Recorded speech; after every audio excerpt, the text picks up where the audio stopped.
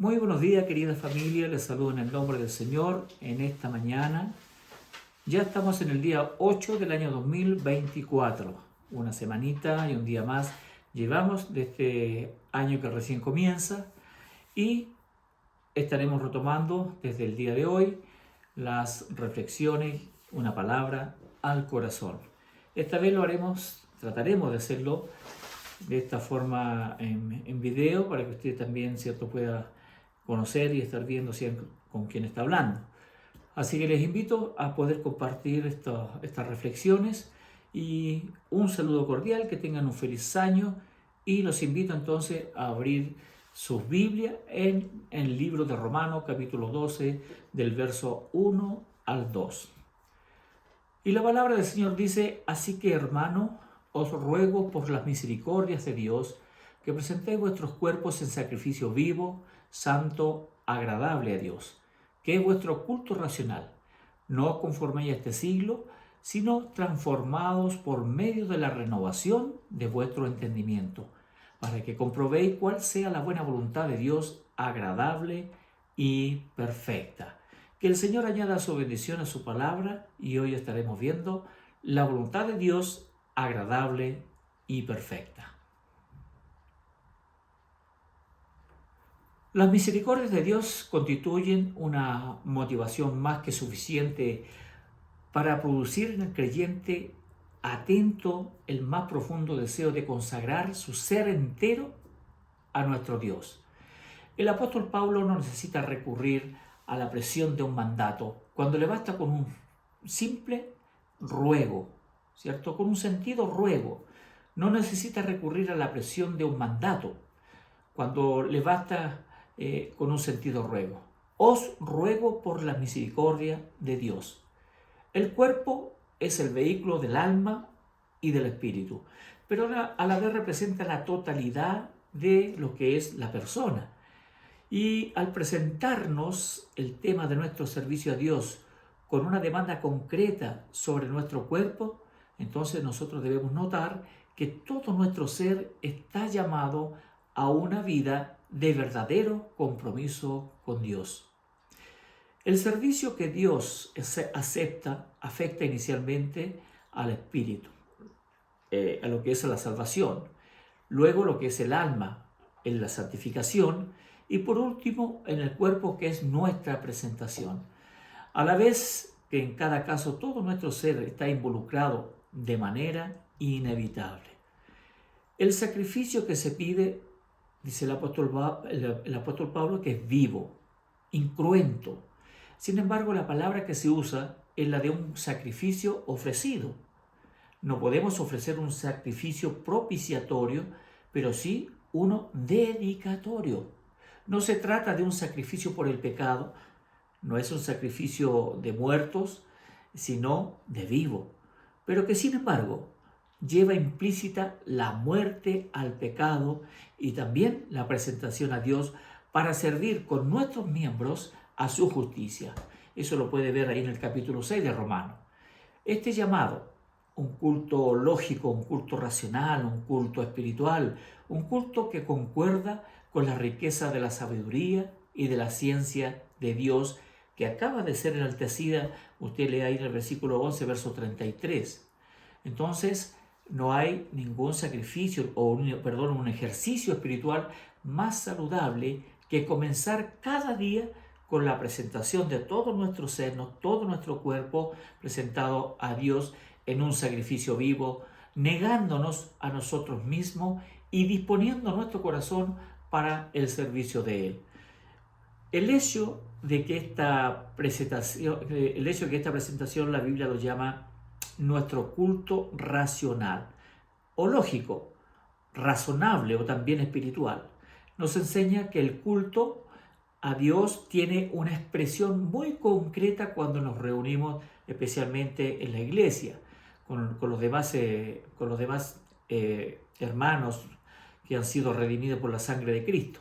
Pero al mismo tiempo debe expresarse en la totalidad de nuestro cuerpo, en la totalidad de nuestro tiempo, en la totalidad de nuestras actividades cotidianas, considerando los deberes relacionados con Dios y también con los hermanos, en el mundo también con los deberes sociales y por supuesto con nuestra nación con respecto a los deberes civiles. En todos estos aspectos nosotros tratamos de agradar en todo nuestro ser, agradar a nuestro Dios. Entonces, la consagración en sí mismo es una crisis y un proceso. Es una demanda de que continúa y se retroalimenta en forma continua. La palabra de Dios dice en el versículo 2, no os conforméis, sino transformaos. El requerimiento es directo y es claro. A menos que seamos transformados por la renovación del entendimiento, vamos a ir conformándonos o neutralizándonos a los tiempos presentes.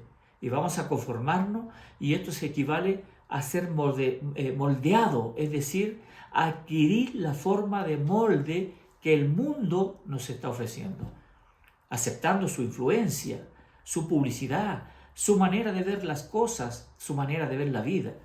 Y esto como resultado afecta por supuesto lo que es la enseñanza en el hogar, la escuela, las lecturas, la radio, la televisión, los espectáculos. Quieren atraparnos de tal manera que asimilemos su forma de ver las cosas como algo natural, como algo liberal, como lo dicen en estos tiempos. Y aún su estilo de encarar los problemas éticos y de conducta y su apreciación de lo que está bien y de lo que está mal en situaciones concretas. La influencia, queridos, la influencia del mundo puede llegar a afectar de manera marcada nuestro modo de ver el mundo y aún la iglesia misma. Y para evitar esto, Dios ha previsto la transformación del cristiano mediante, dice, la renovación del entendimiento. Léalo ahí en 1 Corintios capítulo 2, verso 16. Para ser conformados al molde del mundo, basta seguir la corriente de la opinión mundana. La transformación, en cambio, impone una disciplina de vida, una determinación de conocer y aceptar los pensamientos de Dios, y al mismo tiempo de permitir que nuestro ser se sujete en su totalidad a ellos. Si llenamos un molde frío, ¿cierto?, con cera derretida, este material cubrirá todos los rincones del molde y lo hará en forma fácil y rápida. Luego, a medida que la cera se va enfriando por el contacto del molde, se endurece y ya no puede ser manejada tan fácilmente porque endurece, pues tendrá esa consistencia rígida y la forma del molde. Entonces, solamente, queridos, conservando su calor, la cera nosotros podríamos estar dándole una forma como quisiéramos mientras esté líquida. Entonces, la renovación de la temperatura, querido, es la que permite que la cera no se endurezca. Espiritualmente hablando, al mismo tiempo, podemos decir que mientras estemos, ¿cierto?, estemos con el Señor constantemente en esa intimidad con Dios, vamos a mantenernos muy frágil, muy fácil de moldearnos a la imagen y a la obediencia de Dios. El versículo 2 dice que la renovación del entendimiento está relacionada con la comprobación de la voluntad de Dios, que es cualificada como agradable y perfecta. Impedimos el ser conformado al molde del mundo cuando nosotros procuramos en todas las áreas de nuestra vida conformarnos a la voluntad de Dios. Ser moldeado por esta buena voluntad que hará que nuestra vida valga la pena ser vivida. Este es un proceso continuo. La presentación del ser es un acto que debemos renovar cada día. La transformación de la mente es un proceso en el que interviene la voluntad de Dios toda vez que nuestra voluntad propia está sometida a la suya. ¿Quiere comenzar un buen año?